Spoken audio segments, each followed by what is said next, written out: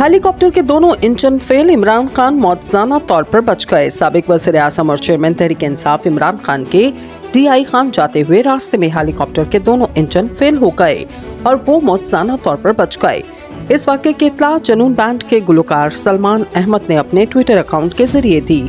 इन्होंने हेलीकॉप्टर में सवार इमरान खान की पुरसकून अंदाज में बैठे तस्वीर जारी की और बताया, मैंने ये तस्वीर इस वक्त ली जब हेलीकॉप्टर के पायलट ने इमरान खान को हेलीकॉप्टर के दोनों इंजन फेल होने की इत्तला दी और बताया, हमें हंगामी लैंडिंग की जरूरत है। सलमान अहमद ने लिखा, इमरान खान नताइज को समझते थे, लेकिन इस सूरत हाल में भी वो इत्मीनान से बैठे रहे और किसी भी किस्म के जज्बात से आरी रहे। ये खुदा का खास करम है जिसने हमें बचा लिया।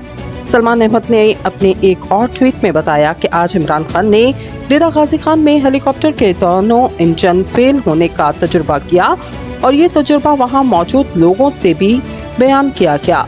सलमान अहमद ने बताया कि हमें क्रिकेट की पिच पर हंगामी लैंडिंग करनी पड़ी। इस सूरत हाल में इमरान खान ने कोई खौफ नहीं दिखाया, जबकि पायलट बेचैन था। बिलाशुबा इसे एक मौजूदाती लैंडिंग कहा जाए तो गलत नहीं होगा।